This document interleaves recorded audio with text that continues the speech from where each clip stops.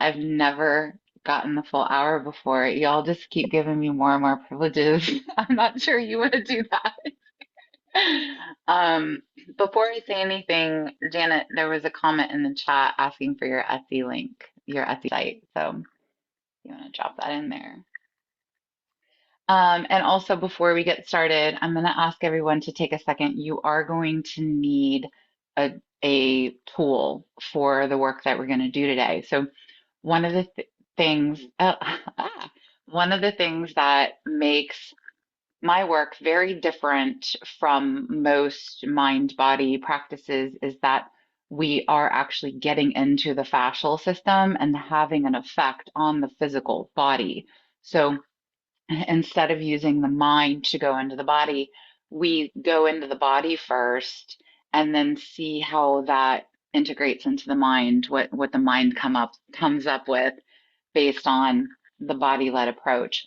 So in order to do that, we're going to need a tool, and I don't anticipate a lot of you will have the tool already, so we're going to make the tool.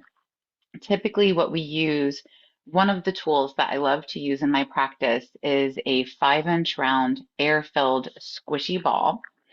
So if you happen to have laying around somewhere a small, about this big, 5-inch round air-filled squishy ball, which I see some people on here who have worked with me in some of my programs before, so I know you have it.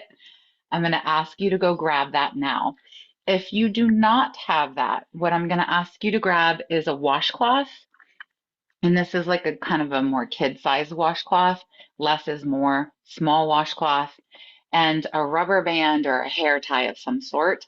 And then meet me back here. We're going to give you a couple minutes to find that.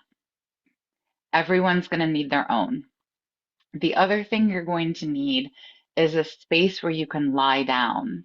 So I see there's some folks who are gathering all together on one screen. So if you can look around your space and see, is there a place where you can lie on the floor? That's perfect. Wow, one of you has the ball. Yeah, that's a perfect ball. Where did you get that? Great. Yeah. So knowing that you're going to be lying on the floor, consider your body's needs for a minute. Do you need to put a yoga mat down? Do you need to put a blanket or some sort of treatment mat on the ground? If it's a no for your body to even be on the ground, you're welcome to be up on a raised surface like a couch or a bed. Just knowing that if you're on a squishy surface, you're not going to get as much input to your body, which I'll explain to you in a minute what that means. So, and if you're like, I really just want to watch today, I don't want the physical input into my body, you're welcome to watch and you can come back and do the replay later. These are all available on YouTube, so you can always come back and do it later. But I will tell you there's something really special to when everyone connects to their physical body at the same time. That collective synergy can be incredibly powerful. All right, so I see several of you have a washcloth. So the way we're going to turn this washcloth into basically a squishy ball is you're going to take it. I'm sorry, my camera moves if I don't give it a face. You're going to take it and fold it in half. Great. And then you're going to fold it in half one more time. So fold it into quarters and then roll that up like a Tootsie Roll. Try to keep the wrinkles out of it if you could.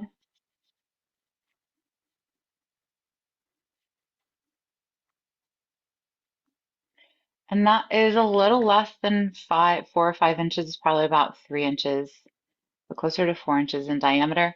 Then you're going to take your rubber band or your hair tie and just put it around it. And that's mostly just to keep it rolled up. Uh, preferably something that isn't going to dig into the skin too much. So the way we're going to be using this is at a certain point in the work, after I go through the wellness portion, the mind body portion, you're going to be taking this washcloth and you're going to be lying down on the floor or on a raised surface, and you're going to be placing it behind you. All right, you see like that? I'm going to show you exactly where it's going to go. But I want you to see now, this is going to be sending input into your body in the back while we do a release technique in the front. Okay? All right. So now that you have a general idea of what we're going to be doing later, if you want to get the washcloth while I'm doing the wellness portion, you're welcome to. And I invite you, if you're watching what I just did and you're listening to my instructions and you're feeling resistance around this, it's a sign you probably want to join us and do this today. Okay. All right, since I have the whole hour, I'm going to go slow. I'm going to pause. If you have a question along the way, I invite you to drop the question in the chat. And rather than me just talking at you the whole time, we can start to make it a little bit more dynamic. I'm happy to stop and answer questions along the way as they come up. And at the end of the practice, the mind body practice, hopefully we'll also have time to come together and have a little bit of a discussion about your experience. So hopefully we can make this more community oriented and interactive today. I can imagine we all need some level of connection right now. So hopefully I can bring that to today's session. All right, I'm going to share a PowerPoint presentation.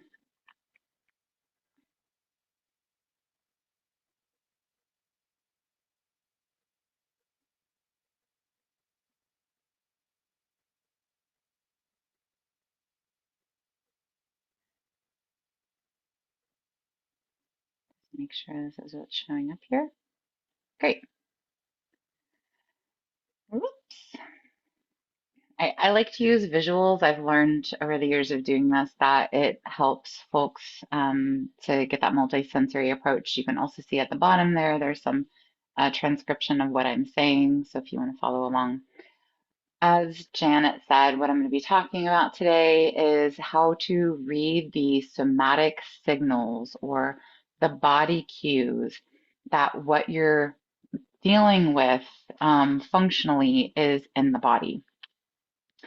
I was inspired to do this presentation because I made a post a few days ago on Facebook asking my network if they knew of any body-based, somatic-led retreat or experience that I could participate in to just take this pressure off my body that I was feeling.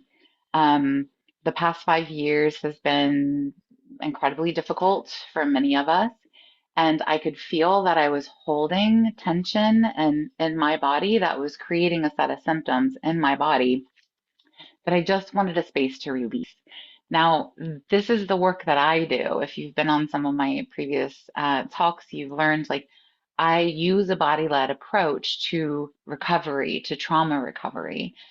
And that wasn't exactly what I was looking for in this case. What I was looking for was just a space where I could release the pressure valve from the past 5 years. I've already done a ton of work on myself. I've done my trauma work.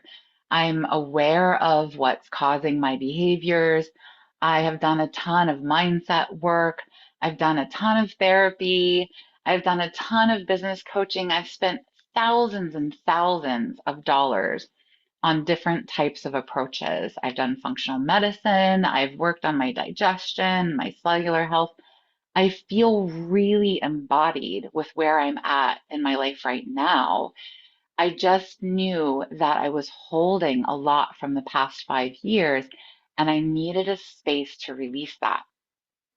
Well, when I made this post, I put it in a couple different communities of mine, and I must have gotten over 50 different solutions. And of those 50 different solutions, five of them were actually body based.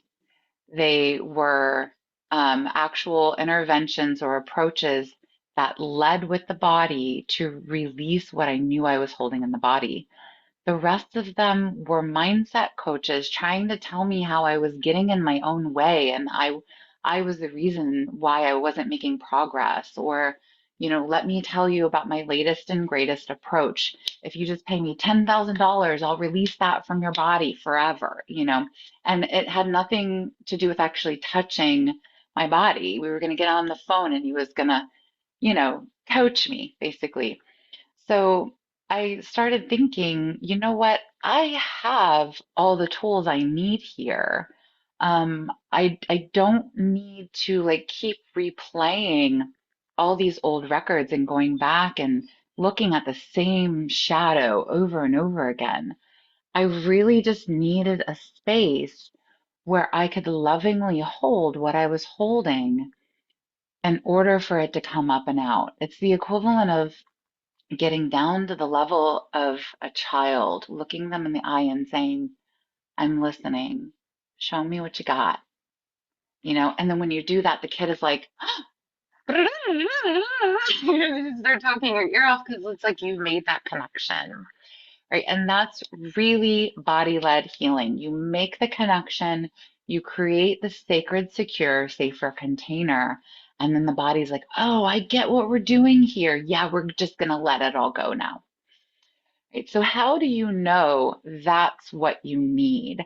I know in my case, I knew it was what I needed because obviously it's what I do myself.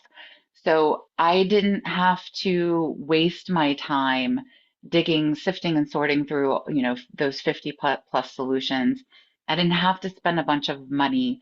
I'm out of seeking mode. I am embodied from all the great work that I've already done, and I can, with precision, figure out exactly why I needed the body-based solution. So my hope is today I can help you to see what the signs are that it is a body-led approach that you need. And I can give you a sense of what a body-led approach is, because quite frankly, in our society, we don't really value a body-led approach. So most of us don't really have a baseline for what that is. And that's the other thing I discovered in this, in the search for what I needed. People thought they were offering somatic body-led approaches, but they really weren't. It was still very top-down and mental. All right.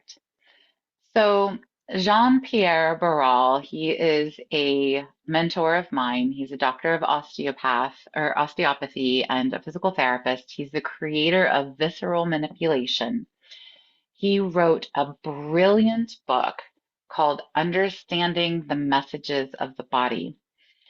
Now, typically when I do these sorts of talks or when I tell people what I do for a living, the very first question they ask me is, have you read A Body Keeps Score? I'm curious, how many of you have read A Body Keeps Score?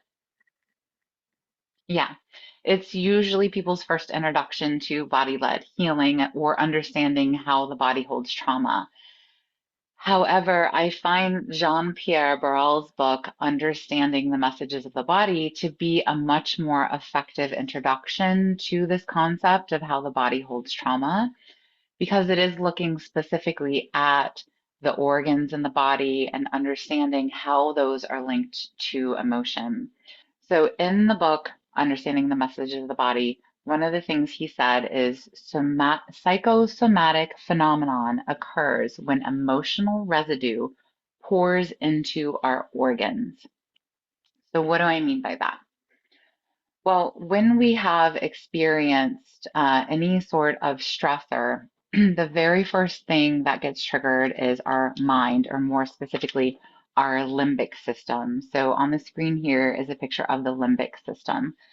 I want you to just take a second to note where it is in the cranium and see if you can kind of figure out where that relates to your own head. So you can see the limbic system is highlighted in color here, and it sits behind the eyes. So if you trace a line behind the eyes and to the back of the skull, it's right smack in the middle there.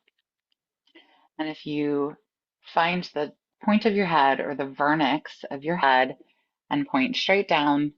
It's right through there. It's the deepest part of your brain. And the limbic system holds the amygdala, which rules our survival instincts. The amygdala has gotten a lot of attention over the past 5 years because a lot of us are in states of fight, flight, freeze, or fawn. It's the part of the brain that sends cortisol to the muscles and shuts down the prefrontal cortex. So don't think just run. Don't think just fight and defend. That's the amygdala. The hippocampus, which is also part of the limbic system, it governs our short-term memory or memories that are 2 years old or newer. And then the hypothalamus, which controls communication between the organs, the body, and the brain. So the hypothalamus is really what gives us our interoception, which is the ability to feel what's happening inside of our bodies. And it regulates our internal regulatory state, so breathing, heart rate, all that sort of stuff. So when there is a stressor in the environment, the limbic system is immediately triggered, and then it controls the body. All right, so this is the brain controlling the body in moments of stress or trauma. A second phenomenon that occurs is the body controlling the brain. So what this picture is showing here is a depiction of what's known as the reflex arc. And this is not as well understood, right? We understand that the brain under stress tells the body fight, flight, freeze, or fawn. But it's less understood how the body is communicating to the brain, and that's where my specialty lies. So the way that the body communicates to the brain is through what's known as a reflex arc. And that's what the picture on the right here is depicting. A reflex arc is when we have a sensory experience, the receptors in our hands or our eyes or our ears or our nose or our mouth, the sensory receptors, send a signal up to the brain that says there's a sensation that we need to be responding to. And then the brain says, okay, I've got it. And it provides an adaptive response that sends that signal to the muscle to do something. So the picture here is showing we touch a cactus, it's painful, it tells the brain it's painful, then the brain tells the muscle, pull back, we don't want that. And this is happening obviously in split seconds, right? So as I'm looking at the screen here, I'm talking, I'm processing what I'm seeing, I'm saying it out loud. I'm also watching everybody's reactions to see if they look confused and explaining it a little differently, providing an adaptive response. That is how the body talks to the brain, through senses. Now, there's one exception to this rule, because that seems like common sense, right? Of course, we're all designed that way. One area that is kind of newer in research is the way that the organs communicate to the brain. So we don't only have receptors in our skin and our, sight, smell, auditory receptors. Our vagus nerve also has receptors in the organs, specifically in the organs that control our nervous system or our autonomic nervous system specifically.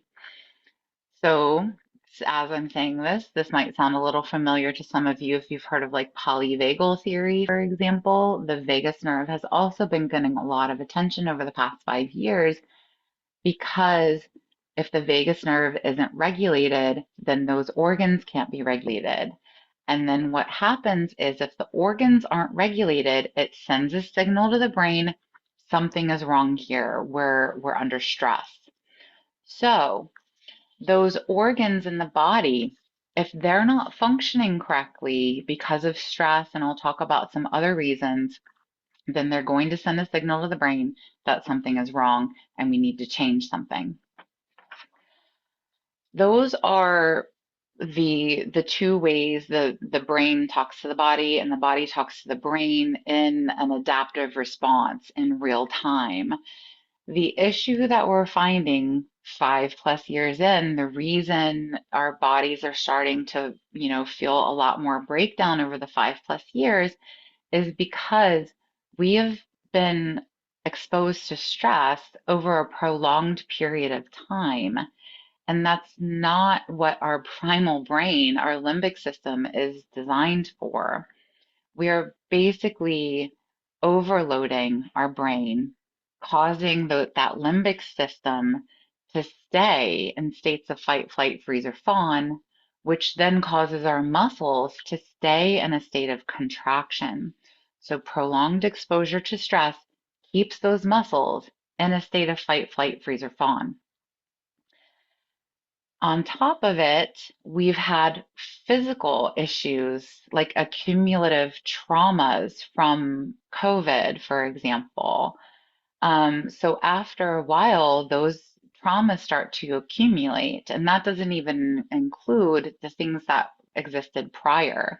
Childhood trauma, chronic illnesses, falls, surgeries, all of those things start to compound in the body, and they start to put pressure on those organ systems that send that signal to the brain saying something's wrong. So now what you end up having is a top-down issue where the brain is telling the body, contract, contract, contract, and a bottom-up issue where the body is telling the brain, run, run, run. And then what you end up with is this feedback loop where the brain and the body become confused, and it now no longer knows, is this a emotional issue? Is this a mental issue? Is this a somatic or a physical issue? And at this point, what ends up happening is there's no separation. It's all the same. And that is the study. I talk a lot about this in the book, Understanding the Messages of the Body. I talk a lot about this in my own work, knowing that at a certain point there is no separation. In fact, Jean-Pierre Barral did a really cool study in 2005 using photo scans to see if how the brain responded when you did somatic work, when you released the organ systems, versus how the brain responded when you just did emotional work. And what it showed was it responded exactly the same because the brain can't determine if emotions are separate from the body, right? So the way that we know that we're kind of building this accumulative effect and we could benefit from going into the body. Oops, sorry. There are subtle signs. Well, first of all, I just want to say if you've tried everything else already, it's probably, and haven't tried this is probably the missing piece for you. Um, the signs here, SSDS. I'm going to pause for a sec because I have a question. If there is no separation with the body, if there's no separation, will the body be in a constant anxiety state? Yeah, so I'm going to answer that question on this slide. Let me actually just jump to that right now. I have a list here of signs that you know the body is in that feedback loop that I just described. And the last one here, dysautonomia. This is a big sign that I've been seeing in the clinic lately, and it's actually quite scary. I haven't, in my 15 years as a body-led therapist. I've been a therapist for almost 20 years, but in the past 15 years as a body-led therapist, this is the first time I'm really seeing this phenomenon in my clinic. And what it is as soon as we start to slow down to the body and try to release the pressure from those organs, the nervous system starts to go into these panicky feelings. And that's dysautonomia. So it's a dysregulation of the autonomic nervous system. Some symptoms or signs of dysautonomia are things like dizziness, lightheadedness, forgetfulness, heart racing, and tingling in the fingertips, even. Some folks describe feeling symptoms of like cold, like they feel like their skin has been immersed in an ice bath. So those are all signs of dysautonomia. And what that is that vagus nerve that I mentioned that innervates the heart, the lungs, the digestive system. Those organs are under pressure. And why they're under pressure is not just because that feedback loop where the amygdala is telling the muscles contract, contract, contract. It's also from fascial tension in the system for prolonged periods of time. How that fascial tension usually gets there, it's usually chronic repetitive stress. As you get older, wear and tear on the tissue. It's weak links, which I'll talk about in a minute, but it's also been from COVID. COVID has created fascial restriction in the tissue. It's created sticky, dehydrated fascial tissue that then compresses those organs, sending signals to the brain, something's wrong, you got to run. So that's dysautonomia. I've actually covered this in an entire wellness talk in the past, a mindfulness experience in the past. So if you wanted to dig through the YouTube videos, you could look that up. I think it's, you look up my name, Nyle, and I think the title was POTS, postural orthostatic tachycardia syndrome is an example of a dysautonomia. So if you want to understand this phenomenon a little bit better, I recommend going there. But you're absolutely right. Anxiety can be caused by that feedback loop that's in the body. And by going into the body and releasing the pressure from those organs, it can actually calm the nervous system. And this is, I can get on my soapbox about this one because I see a lot of, in the mental health profession especially, folks talking about the nervous system like it's an idea or a concept. And if you can just regulate the nervous system through breathing or um, guided imagery or something not body related, then you can calm the nervous system down. It doesn't work that way. The nervous system is a bundle of nerves. You've got to go to the fibers and release the pressure there, and then you can start to get that feedback loop, like break that feedback loop that I was referring to. Does that make sense? Thank you. Yeah. So I'll work up then from the bottom because that's dysautonomia. And if you're feeling those tingly feelings or any of those symptoms that I was describing, it's a sign you need to go into the body and release the pressure. There's also just that pressure cooker feeling. Does anybody know what I'm talking about when I say that pressure cooker feeling? Yeah, it's like you want to go into a room and primal scream and then you'll feel better. Yeah. I think, quite frankly, that's what I'm looking for. I was like, can I get a facilitator who can hold space, put pressure in different places in my body and just like it elicits this scream. That pressure cooker feeling is a sign that it's building up in the physical body and we need to release the pressure. How do we release the pressure? That's what I'm going to show you today. Chronic pain or tension. So raise your hand if you live with chronic pain. Uh-huh. Yeah. Or raise your hand if you just feel tension in the same places in the body over and over again. Yeah. The tension places that you're holding in the body is your body responding to stress. Now, I'm not saying that it's not a physical issue. It might have started as a physical issue, but we tend to hold stress in our bodies. Again, read Understanding the Messages of the Body, and you'll start to make more sense of that. But usually, what's happening is the brain can only process so much information before it gets saturated. And if it can't fix the problem, which that's what the brain is designed to do, give me a problem, I fix it, good, we're done. If it's continuously exposed to a variation of that same stressor over and over, eventually the brain starts to dump that information into the corresponding organ or region of the body that somewhat mimics that stressor. All right. So I get chronic tension in my left shoulder.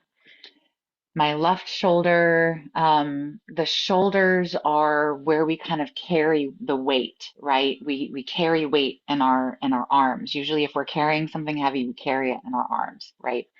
So the shoulder really represents carrying a heavy weight. You could also say it represents carrying a caregiver burden.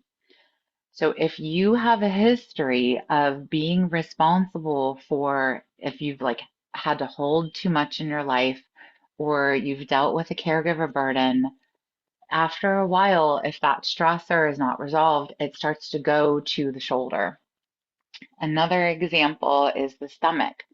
The stomach organ is responsible for digestion. If we are constantly exposed to a stressor where we're having to over digest the same information over and over again, eventually the brain is going to put it into the stomach because it's like, I'm done with this. I don't, I've done the best I could. Here, stomach, you deal with it. And then now, next thing you know, you're ending up with not necessarily pain like you do in a muscle, but digestive issues, dysfunction in the organ system. So what I'm proposing here is that you can eventually start to have pain because it's an emotional issue and the brain is just done with it. Or you can have organ breakdown because it's an emotional issue and the brain is just done with it. It really depends on the connection, the correlation between what the stressor is and where the body can hold it. Now, that takes me to the weak link. So I'm going to jump up for a minute and talk about weak links. Weak links are phenomenons proposed by Jean-Pierre Barral in his book, Understanding the Messages of the Body. And what he considers, what he calls a weak link, is basically an organ system or a place in the body that is just weaker by nature.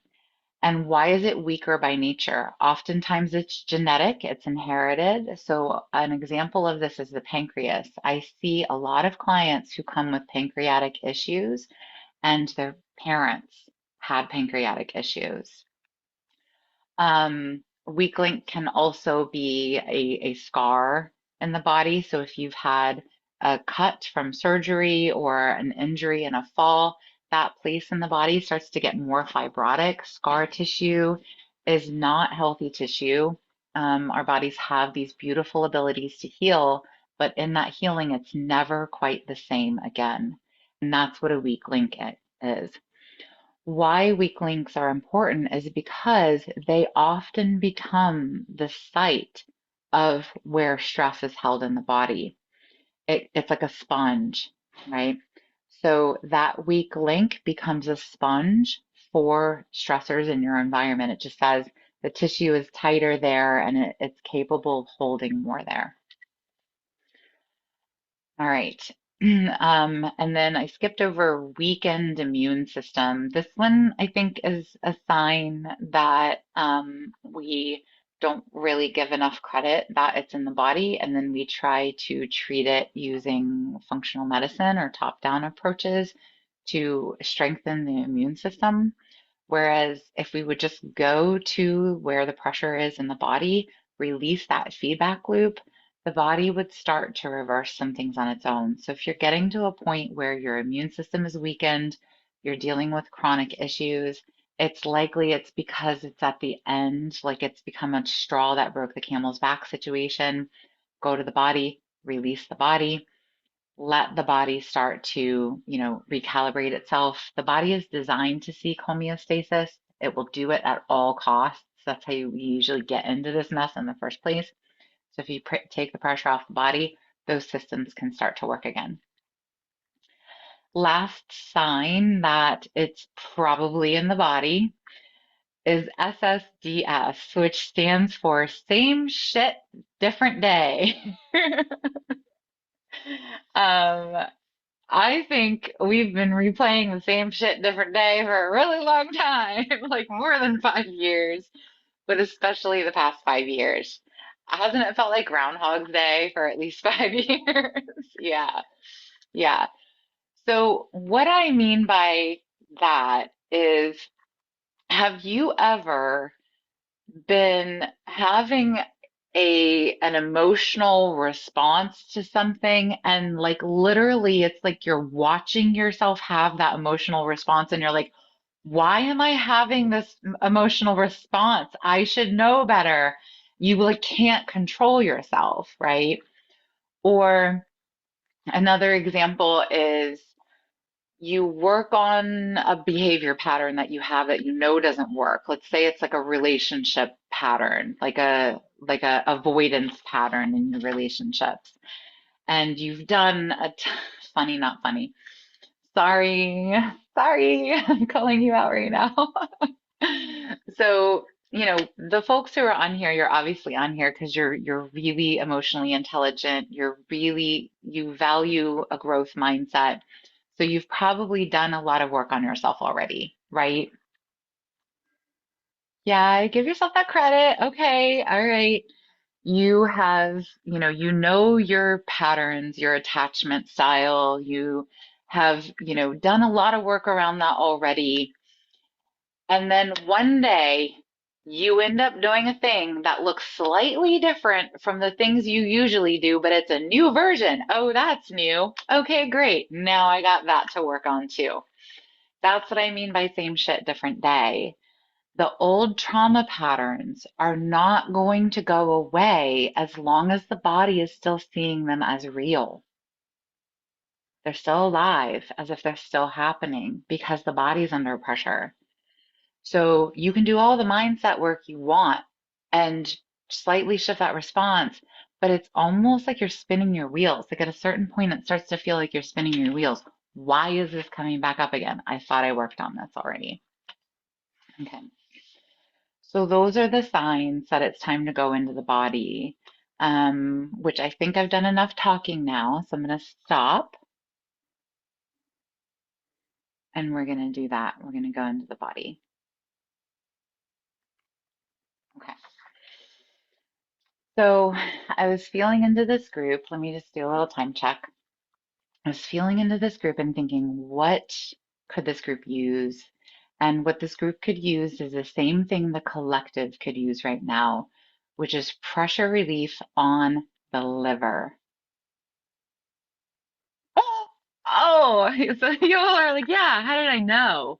Here's how I knew.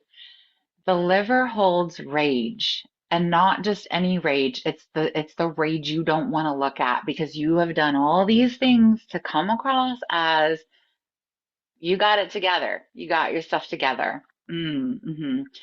The liver, however, you can tell yourself that all day long, but the liver is still processing the rage, the anger, what's occurring collectively, and it's going into that organ. So even though we're doing all this great, beautiful mindset work, the body is still listening and the body is still processing what's happening. So we are going to go into the body, specifically the liver, and allow for the pressure to be released from the liver. We're going to hold space for that. We're not going to go into it thinking we know what's going to happen. We're not going to go into it thinking we know what's in there. We're just going to, like I said, it's the equivalent of getting down to the eye of the child and be like, hey, I'm listening. What you got? So that's what we're going to do for the liver today. Okay. So the way we're going to do that is we're going to take our washcloth or our air-filled squishy ball. I'm going to have you watch me first. Then we're all going to set up to do this together. Let me move my screen around a little bit.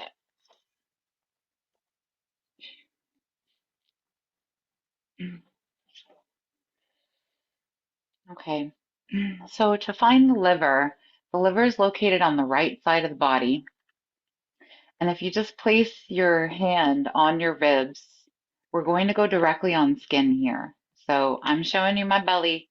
You can show me yours too. Find the right rib cage and then poke right about the bottom of the right rib cage.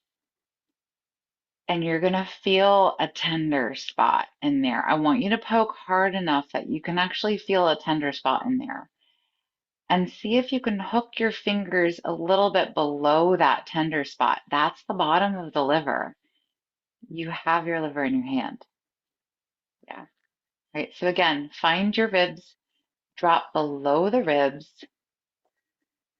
and then poke in there if there's a tender spot, or if it makes you feel like you're kind of losing your breath or creates a feeling of panic or anxiety. That's your liver. You've got your liver in your fingers. Okay. Try to go under your clothes if you can. Now, what we're going to do is we're going to put our hand right over that and just connect with it, both hands, and connect with it. Now, while we're doing that, we're also going to apply a little pressure to the back of the body. And the reason we're doing this is because the liver is huge. It runs all the way around and kind of stops right about there. And in the back of the body, if we put a little pressure with our washcloth, it's going to pop the liver out more in the front. So to find where the washcloth is going to go in the back, you're just going to find where your ribs are in the back, find your spine in the back, and go right between the ribs and the spine.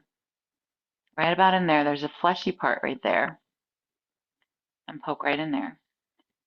That's where the washcloth is going to go. Did you find the spot?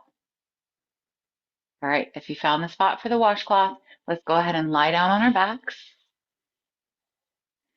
I'm going to switch the screen up a little so I can see more people.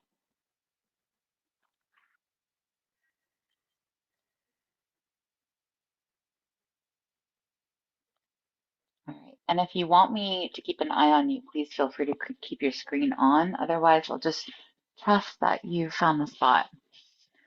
So find that spot between the ribs and the spine. Go ahead and lie on your back. Keep your knees bent and your feet flat. And as soon as you lie on it, you probably already feel something. Before you place your hands in the front, just take a moment to connect with what you feel back there. Take a slow breath in, raise your eyebrows up. A slow breath out, relax your eyebrows down. Scan your body and start to ask, where can I let go? While still keeping your knees bent, your feet flat. And begin to connect with the pressure of the washcloth.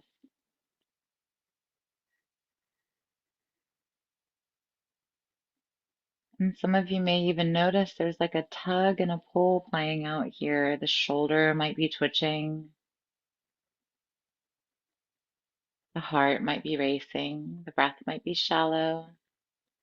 When we first connect with an important place in the body, those somatic signs that I mentioned are going to be the first thing to show up. They like get turned up because the body's like, oh, what are we doing? We're listening. Okay, I'm going to start to talk a little louder.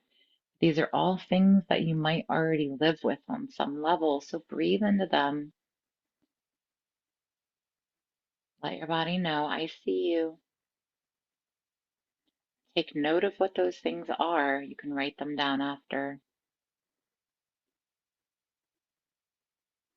Take note of your thoughts. Are they creating thought patterns? Are those thought patterns in the category of fight, flight, freeze, or fawn?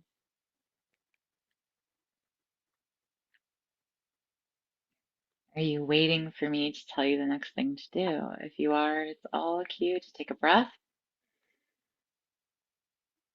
and go to the pressure of the washcloth in your back.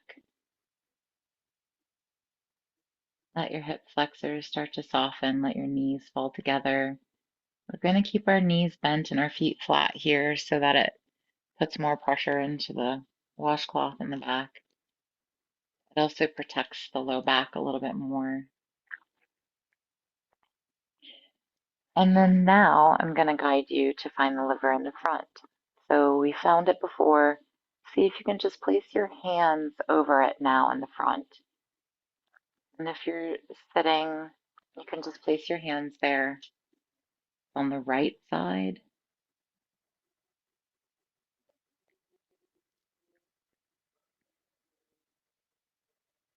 And feel the act, the profound act of connecting to this big organ system.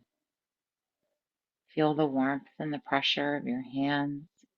Use your second hand to just place on top of the first hand so you can apply a little more pressure. And then scan your body again and ask, where can I let go while still holding on, while still recruiting enough strength to stay in this position? Turn your head side to side to try to let go through your neck a little bit. Return to your breath as you breathe in. Your belly rises, your ribs expand.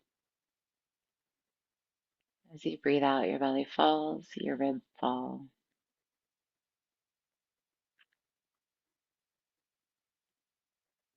With our awareness, we begin to divide our attention between the warmth and the pressure of our hands in the front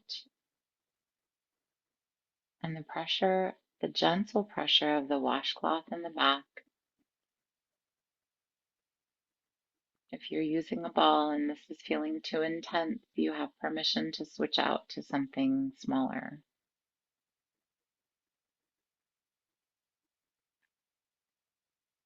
The organ systems, more specifically the fascia, responds to slow, sustained pressure.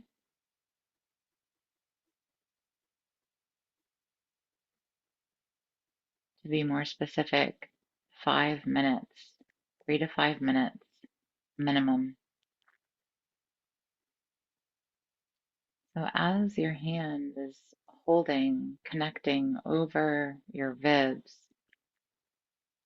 begin to imagine that the warmth and the pressure of that hand is starting to sink in layer by layer through the skin, fascia, to the ribs, and challenge yourself to feel under your hands what you are connecting with, what layer you're in. If you feel yourself trying too hard, that's a cue to take a breath, let your shoulders soften, and just go back to the gentle pressure of your hands. It's like you're warming clay. The natural weight of your hands is enough to do the work here. The gentle pressure starts to create a piezoelectric phenomenon, a pressure response, where the warmth and the energy of your hands starts to melt the tissue.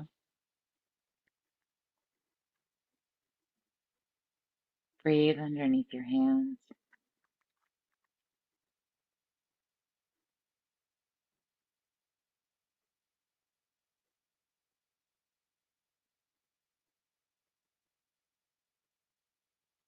Now you are beginning to sink past the ribs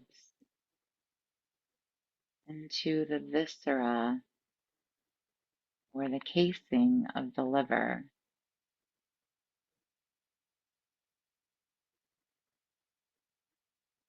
Notice if you're starting to get feedback from the body.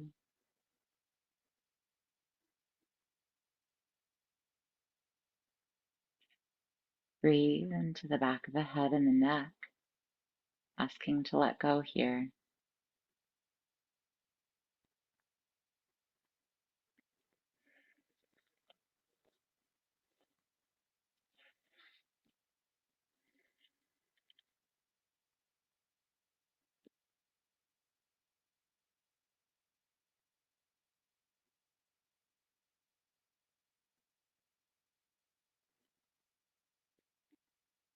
Feeling under the warmth and the pressure of your hand.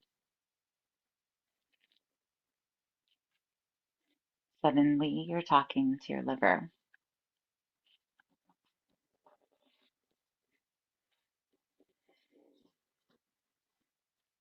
The liver, a healthy liver, is nice and red. So imagine the color red under your hand. Oxygen flowing through the fascia of the liver. The liver attaches on the right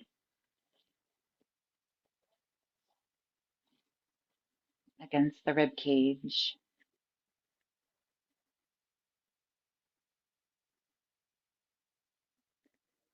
And it has a gentle rhythm to it. It's called motility. All organs have motility, a gentle rocking action. It's like the breath of the organ. See if you can tune in to that gentle rhythm. The liver gently moves towards your hand and away from your hand as if it's taking a breath. If you feel yourself chasing or searching for that rhythm, it's a sign to take a breath yourself. Let your shoulders fall back, finding that balance between where you can let go while still recruiting enough strength to stay connected to the liver.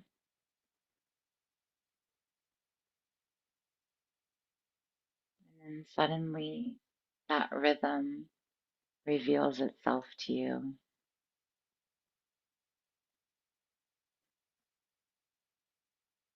Just allow your hand to dance with it.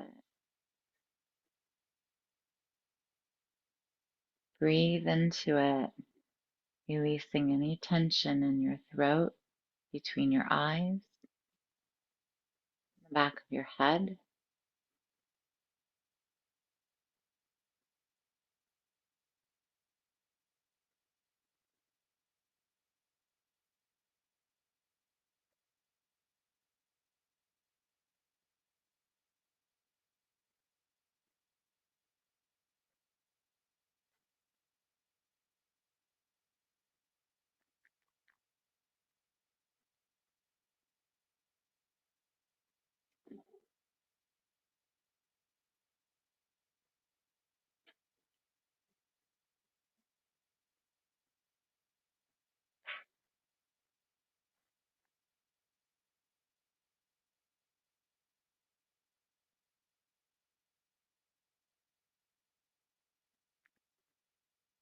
Slowly begin to remove the pressure of your hand.